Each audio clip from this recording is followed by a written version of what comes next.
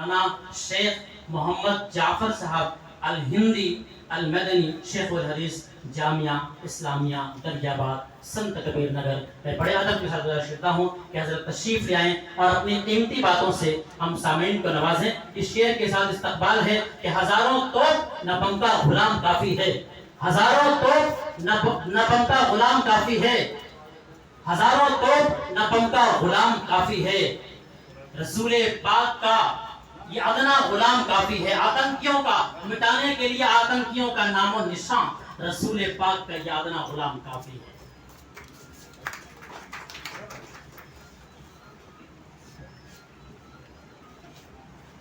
الحمدللہ رب العالمین الرحمن الرحیم مالک یوم الدین واشهد ان لا اله الا الله وحده لا شريك له واشهد ان محمدا عبده ورسوله اما بعد قال النبي صلى الله عليه وسلم لتنقضن على الاسلام عروة عروة كلما نقضت عروة تشبث الناس بالتي تليها فاولها نقضا الحكم واخرها الصلاة۔ معزز حاضرین، اللہ رب العالمین نے ہم انسانوں کو شہریت پسند اور سماج پسند بنایا ہے، اسی لیے انسان پہاڑوں، جنگلوں اور صحراؤں میں زندگی نہیں گزارتا، بلکہ ہر انسان اپنے جیسے انسانوں کے ساتھ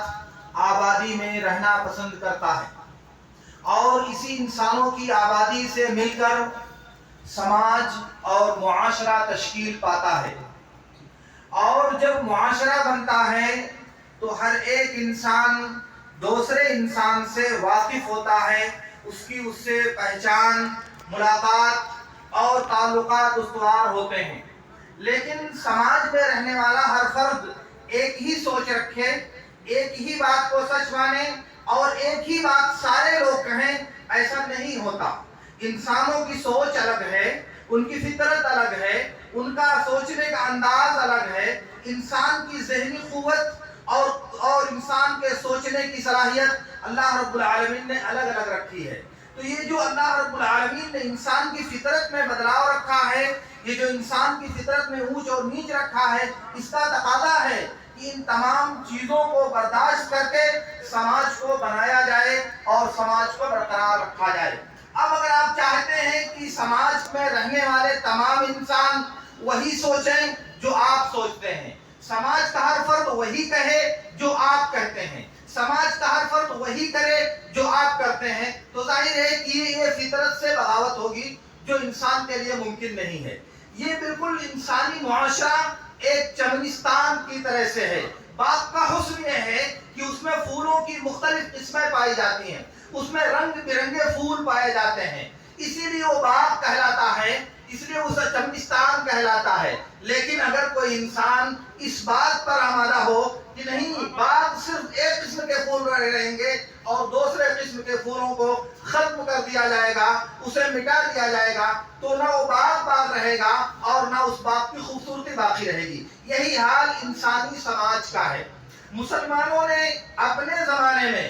جب اللہ رب العالمین نے ان کو جو وقت، موقع اور جو فرصت دیا تھا، اس میں جب وہ اللہ کی تعلیمات اور اللہ کی شریعت پر عمل کرنے کے لیے پرعزم تھے، اس وقت دنیا کے ہر سماج میں جہاں مسلمانوں کے ماتحت لوگ مل کر رہتے تھے، وہاں آپ دیکھیں گے تو یہ جو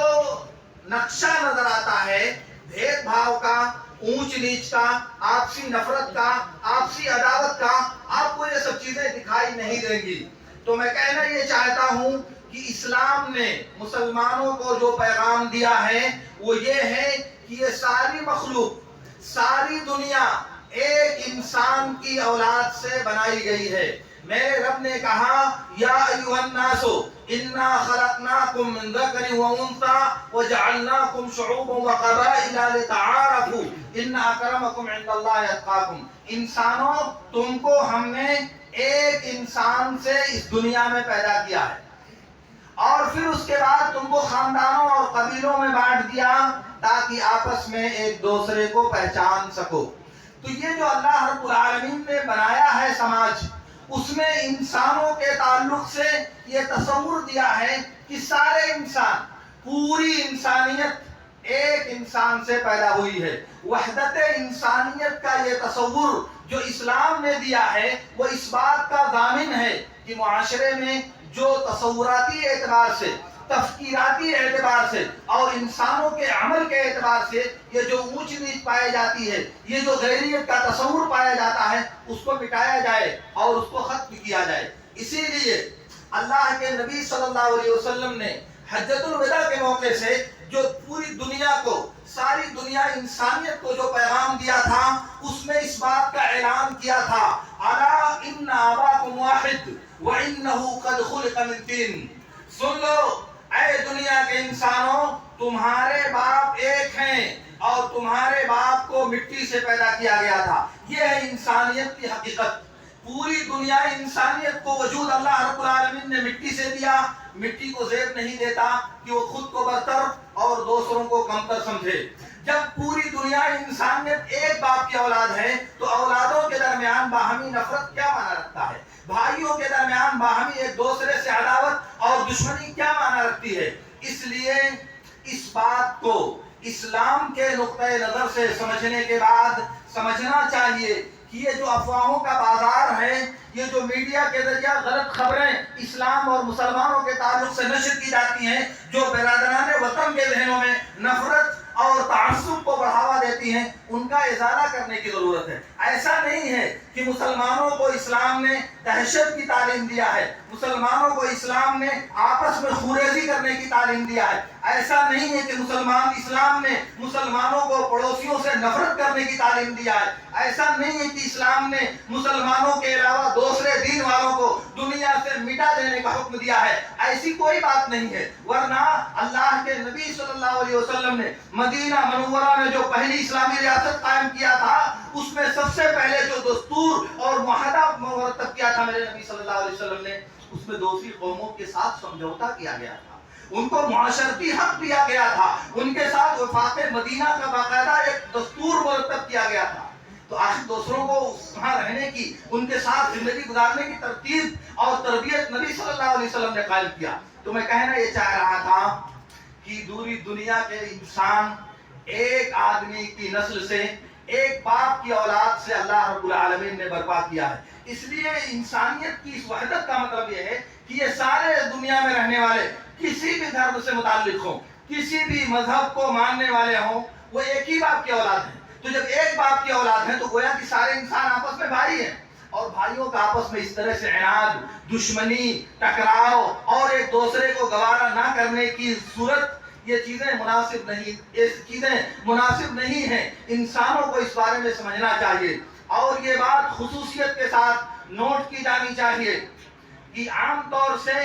انسان جب تک اپنی فطرت پر باقی رہتا ہے، عام طور سے انسان جب تک اپنے نیچر پر قائم رہتا ہے، تب تک وہ کسی سے دشمنی نہیں کرتا، تب تک وہ کسی سے نفرت نہیں کرتا۔ نفرت کرنے کے لیے کچھ لوگ آتے ہیں جو اپنا الو سیدھا کرنے کے لیے، اپنا مفاد حاصل کرنے کے لیے عوام کے ذہنوں میں زہر گھول کر ان کو نفرت پر آمادہ کرتے ہیں، اور یہی وجہ ہے کہ انسان فطرت کے اعتبار سے نفرت پسند نہیں ہے۔ اور جہاں جہاں آپ ہندوستان کے کونے کونے میں ایسے واقعات دیکھتے ہیں، سماجی اعتبار سے ایک جہتی اور یگانگت کا جو مظاہرہ دیکھتے ہیں، ایک دوسرے کے غم میں شریک اور پریشانی میں آپ شامل حال دیکھتے ہیں، اس کی وجہ یہی ہے کہ انسان طبعی اعتبار سے نفرت لے کر کے پیدا نہیں ہوتا۔ یہ نفرتیں کچھ لوگ اپنے مطلب کے لیے سماج میں برپا کرنے کی کوشش کرتے ہیں۔ اس کو سمجھنا چاہیے ہم انسانوں کو، معاشرے کے انسانوں کو اس بات پر قدغن لگانے کی کوشش کرنی چاہیے، اس کا ادراک کرنا چاہیے، اس کی تہ میں جا کر اس کی کھوج لگا کر اسے نکارنے کی کوشش کرنی چاہیے۔ کیوں؟ آخر ایک ساتھ رہتے ہیں، دیوار صرف فاصلہ ہے، گھر متصل ہے، سب کچھ ساتھ میں، رہنا، کھانا، پینا، سونا سب ساتھ میں، لیکن ایک خاص وقت میں نفرت کا ماحول پیدا کرنے کا کیا مطلب ہے؟ ایک خاص وقت میں آپسی عناد اور دشمنی پیدا کرنے کا کیا مطلب ہے؟ ظاہر ہے کہ اس بات کو سوچنا چاہیے، اس بات پر غور کرنا چاہیے، اور آپ سمجھ لیں کہ اگر آپ اس بات کی تہ میں جا کر اس کی حقیقت کا ادراک کرنا چاہیں تو پہلے نمبر پر غلطی ہماری ہے۔ ہم مسلم سماج کے انسانوں نے پہلے نمبر پر غلطی کیا ہے جس کا خمیازہ آج ہم بھگتنا چاہ رہے ہیں۔ وہ غلطی کیا ہے؟ غلطی یہ ہے کہ اللہ رب العالمین نے ہماری جو ڈیوٹی دیا ہے وہ اعلان کیا ہے، کنتم خیر امۃ اخرجت للناس تأمرون بالمعروف وتنہون عن المنکر۔ ہم سب سے بہتر امت بنا کر اس دنیا میں برپا کیے گئے تھے، اس دنیا میں سب سے بہتر امت بنا کر اللہ رب العالمین نے ہم کو بھیجا تھا۔ ہماری ذمہ داری تھی کہ ہم اپنے برادران وطن کے ساتھ، اپنے پڑوسیوں کے ساتھ اس ذمہ داری کو ادا کرتے، ان کو سمجھاتے، ان سے رابطہ رکھتے، اور پھر ان کو اللہ کے دین کی حقیقت بتاتے، اور پھر اس کے بعد آپسی تال میل سے، باہمی سمجھوتے سے، باہمی میل ملاپ سے یہ دشمنیاں، یہ دوریاں ختم ہوتی۔ یہ بات پہلے نمبر پر ہم نے کمی کیا، اپنی ذمہ داری چھوڑ کر، اور اس کی سزا جب ہمیں ملنے لگی ہے تو آج ہم چیخ رہے ہیں، آج ہم ہنگامہ کر رہے ہیں۔ اس بات کو سمجھنا چاہیے سچے دل کے ساتھ، اور یاد رکھنا چاہیے میرے نبی صلی اللہ علیہ وسلم نے کہا، سنن ترمذی میں بسند صحیح ثابت ہے، مختلج عرق ولا عین الا بذنب وما يعفو اللہ عنہ اکثر۔ کہا جب بھی کوئی آنکھ اور کوئی رگ پھڑکتی ہے، جب بھی کوئی رگ پھڑپڑاتی ہے تو کسی گناہ کی وجہ سے ہوتا ہے، کسی معصیت کی وجہ سے انسان کو پریشانی لاحق ہوتی ہے، اور اللہ تعالیٰ بہت سے گناہوں کو معاف کر دیتا ہے، بہت سی گناہوں کو اللہ رب العالمین درگزر کر دیتا ہے۔ تو اگر آج ہمارے ساتھ پریشانی کا معاملہ ہے، اگر آج ہم مفلسی اور ذلت سے دوچار کیے جا رہے ہیں، اگر آج ہمیں دیش نکالا دینے کے لیے سازشیں کی جا رہی ہیں، آج اگر ہمارے حقوق پر ڈاکہ ڈالنے کے لیے باقاعدہ قوانین مرتب کیے جا رہے ہیں، تو یہ بات سمجھنا چاہیے کہ کمی کہاں ہوئی۔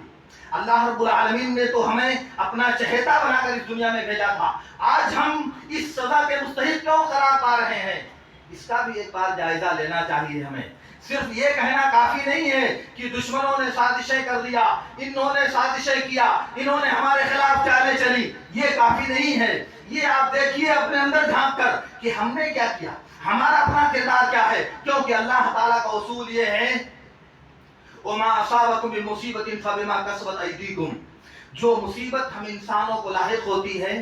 جو دشواریاں ہم انسانوں پر مسلط کی جاتی ہیں، وہ ہمارے اپنے کرتوت کا نتیجہ ہوتا ہے۔ اس لیے یہ پہلو ہماری نظروں سے اوجھل نہیں ہونا چاہیے، اور یاد رہنا چاہیے، سنن نبی داؤد اور مسند احمد کی روایت میں ہے، نبی صلی اللہ علیہ وسلم نے ارشاد فرمایا، اذا اخذتم اذناب البقر ورضيتم بالزرع وتركتم الجهاد سلط الله عليكم ظلا لا ينزعه حتى ترجعوا الى دينكم۔ جب تم دین، یہ پوری حدیث کا لمبا ترجمہ ہوگا، جب تم دین کے احکام سے بیزار ہو جاؤ گے، دین سے کنارہ کشی اختیار کر لو گے، اور دنیا میں مست و مگن ہو جاؤ گے، تو اللہ تعالیٰ تمہارے اوپر ذلت مسلط کر دے گا۔ اللہ رب العالمین تمہارے اوپر ذلت کا کوڑا برسا دے گا،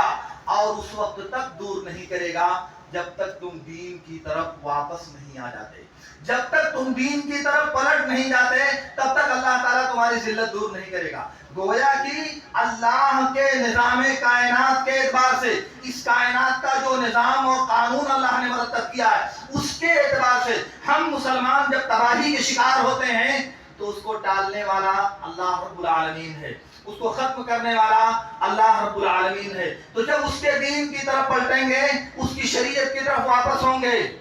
اپنی نماز صحیح کریں گے، اپنے روزے صحیح کریں گے، اپنے عقائد صحیح کریں گے، اپنی ایمانیات صحیح کریں گے، اپنے اخلاق صحیح کریں گے، اپنے معاملات صحیح کریں گے، اور اسی میں یہ بات آئے گی کہ پڑوسیوں کا حق کیا ہوتا ہے، معاشرے میں زندگی گزارنے والے دوسرے ساتھیوں کے حقوق کیا ہوتے ہیں، زندگی گزارنے کا جو نیچرل اور شرعی طریقہ ہے وہ کیا ہوتا ہے، اس میں یہ سب چیزیں ملیں گی، اور جب ہم اس کو برتنے کے لیے اپنے آپ کو تیار کریں گے تو اللہ رب العالمین اپنے وعدے کے مطابق ہمیں عزت سے دوچار کرے گا۔ اس لیے میرے دوستوں، یہ جو معاشرتی ابتری اور یہ جو سماجی پریشانیاں ہمارے ساتھ لاحق ہیں، ادھر چند کچھ برسوں سے جس طرح سے ایک مسلم قوم کو خصوصیت کے ساتھ دوسرے نمبر کا شہری بنانے کی کوششیں کی جا رہی ہیں، ان کے حقوق پر زبردستی ڈاکہ ڈال کر ان کو بے دستوپا کرنے کی کوششیں کی جا رہی ہیں۔ اس میں ایک بات یہ بھی سمجھنے کی ہے میرے دوستو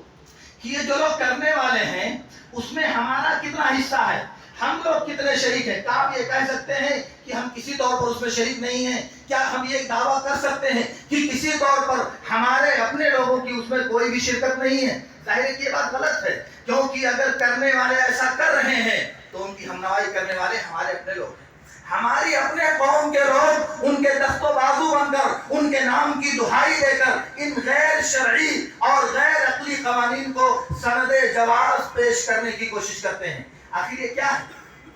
اگر ہم اپنے دین پر قائم ہوتے تو ظاہر ہے قوم کے ساتھ غداری کرنے والے یہ لوگ یہ حرکت نہیں کرتے، اس جرم کے ارتکاب نہیں کرتے۔ اس لیے ایک بات یہ سمجھنے کی ہے۔ دوسری بات یہ ہے کہ حالات کا تقاضا ہے، ملک کے اور بالخصوص یو پی کے مسلمانوں کی جو صورتحال ہے اس کا تقاضا یہ ہے کہ باہمی گفتگو کا سلسلہ شروع کیا جائے، آپس میں ڈائیلاگ کرنے کا، ایک دوسرے کو سمجھنے کا یہ سلسلہ قائم ہونا چاہیے۔ اور جب تک آپ یہ دوسرے سے بات کرنے کا سلسلہ نہیں شروع کریں گے تب تک آپ کی حقیقت کسی کو معلوم نہیں ہوگی، تب تک آپ کی سچائی لوگوں کو پتہ نہیں ہوگی، آپ کے دین کی سادگی کے بارے میں، آپ کے شریعت کے کمال کے بارے میں، آپ کے دین کی ساری انسانیت کا خیر خواہ ہونے کے بارے میں لوگوں کو معلوم نہیں ہوگا، اور جب تک معلوم نہیں ہوگا تب تک وہ آپ کی ہمنوائی نہیں کر سکتے۔ اس لیے دنیا کو یہ بتانے کی ضرورت ہے۔ آپ کہیں گے کیوں بتانے کی ضرورت ہے؟ اس لیے کہ میڈیا، ذرائع ابلاغ اور دنیا کے تمام میڈیا مشن میں آپ کی شبیہ کو،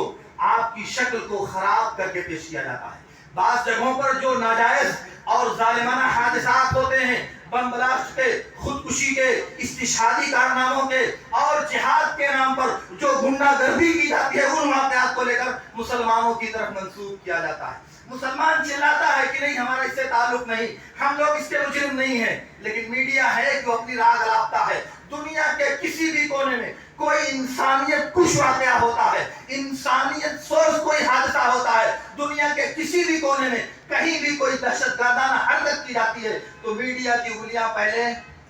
مسلمانوں کی طرف اٹھتی ہیں، کیونکہ ان کا ایک سوچا سمجھا ایجنڈا ہے، ان کا ایک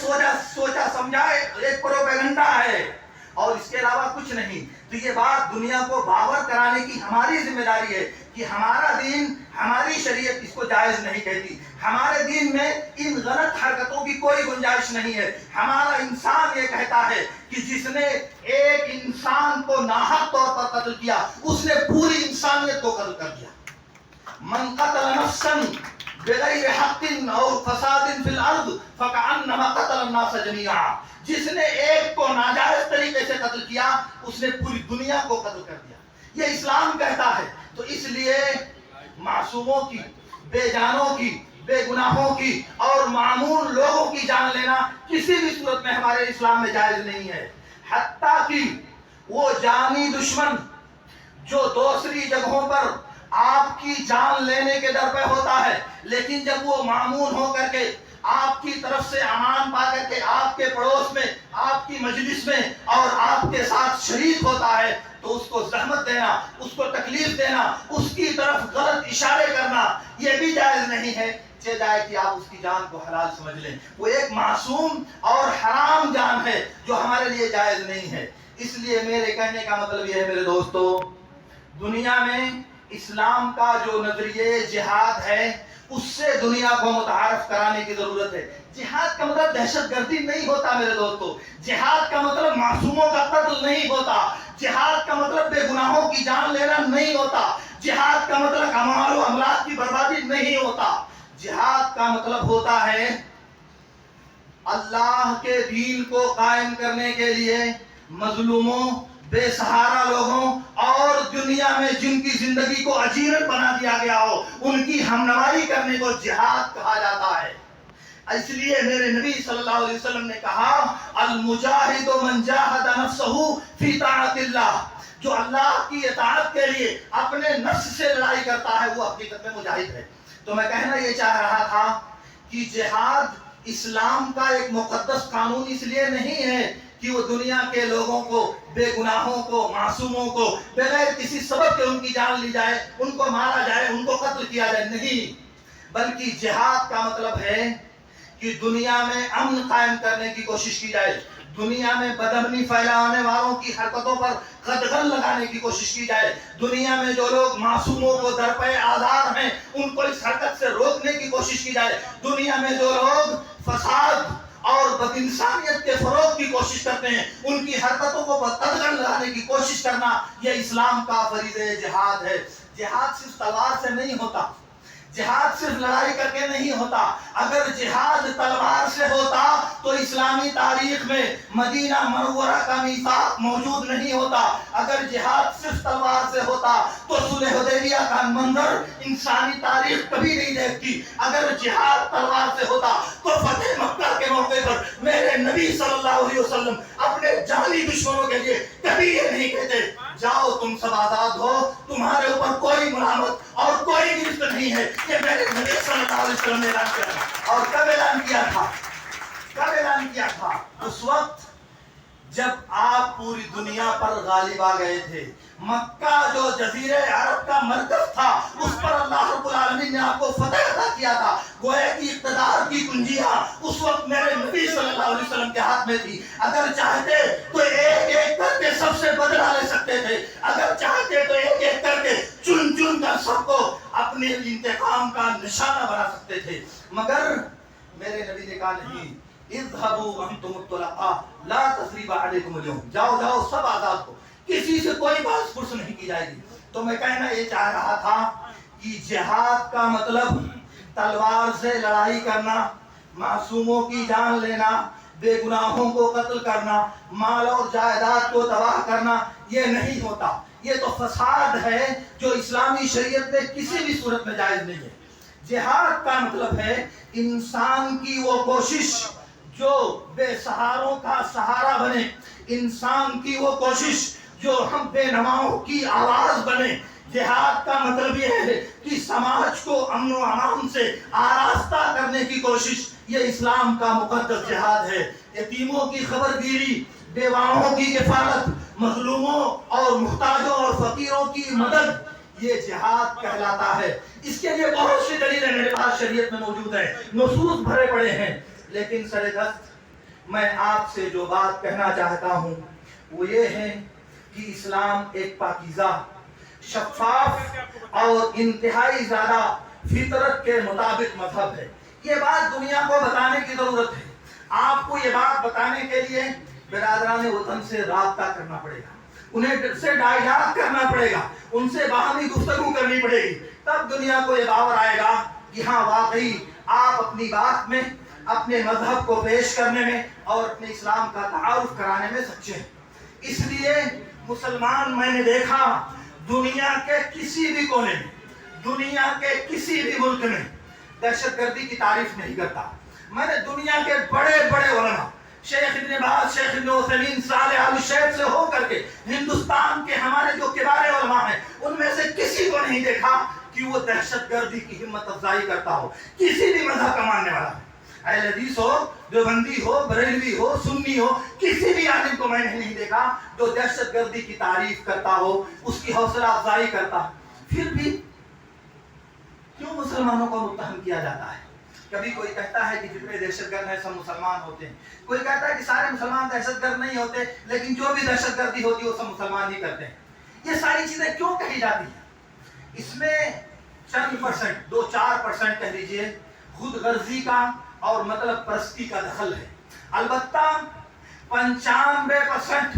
لوگوں کی جہالت کا دخل ہے، لوگوں کے نہ جاننے کا دخل ہے اور میڈیا کے غلط پروپیگنڈا کا دخل ہے۔ اس لیے اس سوچ کو بدلنے کے لیے ہم کو انتہائی عظیم پیمانے پر، انتہائی بڑے پیمانے پر اس سوچ کو بدلنے کی کوشش کرنے کی ضرورت ہے۔ اس کے لیے ہر وہ فرد جسے اللہ رب العالمین نے زبان کی، بیان کی، مال کی، دولت کی، جس بھی طرح کی اس نے طاقت دیا ہو اس طاقت کو اس راہ میں خرچ کرنا چاہیے اور اسے استعمال کر کے اللہ کا سچا دین اللہ کے بندوں تک شفاف شکل میں پہنچانے کی کوشش کرنی چاہیے۔ اس لیے میرے دوستو یہ جو حالات ہیں ملک میں مسلمانوں کے ساتھ، یہ جو دو رخا رویہ اپنایا جا رہا ہے، یہ جو اونچ نیچ کا برتاؤ کیا جا رہا ہے، یہ حالات نہ ہمیشہ تھے نہ ہمیشہ رہیں گے۔ اس لیے ان حالات سے، میری آخری بات یہی ہے، ان حالات سے مسلمانوں کو گھبرانے کی ضرورت نہیں ہے، مسلمانوں کو بددل ہونے کی ضرورت نہیں ہے، مسلمانوں کو مایوس ہونے کی ضرورت نہیں ہے، بلکہ تاریخ سے سبق لیتے ہوئے خود کو استقامت کے ساتھ دین پر قائم رکھنے کی ضرورت ہے۔ اللہ کی شریعت پر عمل کرنے کا عزم لے کر اپنے آپ کو زندہ رکھنے کی ضرورت ہے، ورنہ ابو بکر صدیق رضی اللہ تعالیٰ عنہ جب خلیفہ بنائے گئے اور مرتدین اور مانعین زکوٰۃ کا مسئلہ پیدا ہوا تو ایسا لگ رہا تھا کہ اب اسلام کو دنیا سے مٹا دیا جائے گا، کیونکہ مسلمانوں کی تعداد جزیرے عرب میں محصور تھی اور آدھا سے زیادہ جزیرے عرب بددین ہو کر کے خلیفہ وقت کے خلاف بغاوت پر آمادہ ہے۔ حالات بہت ابتر تھے، اس کا نقشہ اگر آپ کے سامنے کھینچوں تو بات میری لمبی ہوگی، لیکن اس وقت مسلمان بہت پریشانی کے شکار تھے۔ اور پھر اس کے بعد میں جب مدعیان نبوت کا سلسلہ ہوا، مسیلمہ کذاب کے بعد دوسرے لوگ نبوت کا دعویٰ لے کر کے اٹھے، تب بھی مسلم سماج میں ایک عجیب ارتعاش پیدا ہوا، ایک عجیب پریشانی کی کیفیت پیدا ہوئی۔ اور پھر اس کے تقریباً 600 سال کے بعد جب تاتاریوں نے عالم اسلام پر حملہ کیا تو اس وقت پورے عالم اسلام میں مایوسی کے گہرے بادل چھائے ہوئے تھے، اور اس وقت کہا جا رہا تھا کہ تاتاری دنیا میں ناقابل شکست ہے، کوئی ان کو شکست نہیں دے سکتا۔ گویا کہ عالم اسلام ذہنی طور پر، فکری طور پر اپنی شکست تسلیم کر چکا تھا، اور ایسا لگ رہا تھا کہ یہ تاتاری دنیا سے اسلام اور مسلمانوں کو ختم کر دے گے۔ اور دور کیوں جاتے ہیں، 1947 کی بات آپ دیکھیے، 1947 میں جو حالات پیش آئے، اس کے بعد مسلمانوں کی جو صورتحال تھی، ان کی جو بے بسی، عاجزی اور درمادگی تھی، اس کو بھی دیکھیے۔ میرے کہنے کا مطلب یہ ہے کہ اللہ نے خود اسلام کی فطرت میں لچک دی ہے، اللہ نے اسلام کی فطرت میں لچک دی ہے، یہ اتنا ہی ابھرے گا جتنا کہ دباؤ گے۔ اس لیے اسلام کے ماننے والے ہم مسلمانوں کو حالات سے مایوس ہونے کی ضرورت نہیں ہے، حالات سے نا امید ہو کر ہاتھ پیر باندھ کر بیٹھ جانے کی ضرورت نہیں ہے، بلکہ اللہ نے جو ہدایات دیا ہے، اللہ رب العالمین نے جو تعلیمات ہمیں بیان فرمائی ہیں، ان پر عمل پیرا ہو کر حالات کا مقابلہ کرنے کی ضرورت ہے، صبر کے ساتھ، سکون کے ساتھ اور ایمانی بصیرت کے ساتھ اور ایمانی حوصلے کے ساتھ ہم کو اس پر عمل کرنے کی ضرورت ہے۔ اور یاد رکھیں،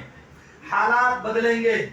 وقت بدلے گا، موسم بدلے گا، اور وہ ساری چیزیں بدل جائیں گی جو آج وجہ تکلیف بنی ہوئی ہیں، جو آج پریشانی کا سبب ہے، کل اللہ رب العالمین ان کو ظاہر کرے گا، اور ضرور کرے گا، یہ اللہ رب العالمین کا وعدہ ہے۔ اس لیے میری آپ سب سے گزارش ہے کہ آپ اسلام کے پیغام کو دوسروں تک پہنچانے کے لیے جو کوشش کرتے ہیں، وہ کوشش کر سکتے ہیں، وہ کوشش آپ کو کرنی چاہیے، آپ کو حوصلہ رکھنا چاہیے، اور حالات کے جبر سے خود کو مجبور بنا کر، حالات کے دباؤ میں آ کر خود کو مایوس بنا کر زندگی گزارنے سے آپ کو پرہیز کرنا چاہیے۔ اس لیے میرے دوستو، آپ سے میری گزارش ہے کہ آپ یہ باتیں سن کر کے، آپ یہ باتیں سماعت کر کے اپنے دل میں ایک عزم کریں، اپنے دل میں ایک حوصلہ کریں کہ اللہ کے دین کے لیے ہمیں کچھ کرنا ہے، اللہ کے دین کو برتر کرنے کے لیے، اللہ کی شریعت کو دوسروں تک اصل شکل میں پہنچانے کے لیے ہمیں کچھ کرنا ہے۔ آپ کی جو پہنچ ہے، آپ کی جو استطاعت ہے، آپ کی جو قوت ہے، اس کے اعتبار سے آپ عزم کیجئے، آگے بڑھیے، ہمت کیجئے اور قدم آگے بڑھائیے، اللہ رب العالمین آپ کی ہمنوائی کرے گا۔ اور اب آخر میں ان تمام لوگوں کا انتہائی زیادہ مشکور ہوں، اللہ رب العالمین ان لوگوں کو جزائے خیر سے نوازے جنہوں نے اس شاندار پروگرام کا انعقاد کرنے کی کسی بھی طرح کی کوشش کیا ہے، کیونکہ یہ پروگرام حالات کا تقاضا ہے، اس طرح کی ملی ہوئی مجلسیں حالات کا تقاضا ہے، اس لیے انہیں منعقد کرنا گویا کہ وقت کی نبض پر ہاتھ رکھ کر خود کو آگے بڑھانے کا حوصلہ دینا ہے۔ یہ ہماری قوم کو ہمت دے گا، حوصلہ دے گا، اور انہیں زندگی کی گزرگاہوں میں بہتر انداز میں گزرنے کا سلیقہ سکھائے گا۔ اس لیے اللہ رب العالمین ان تمام لوگوں کو اس کا بہترین بدلہ عطا فرمائے جنہوں نے یہ پروگرام منعقد کیا ہے۔ اس لیے میں کہتا ہوں جزاکم اللہ تعالی خیرا، وآخر دعوانا ان الحمد للہ رب العالمین۔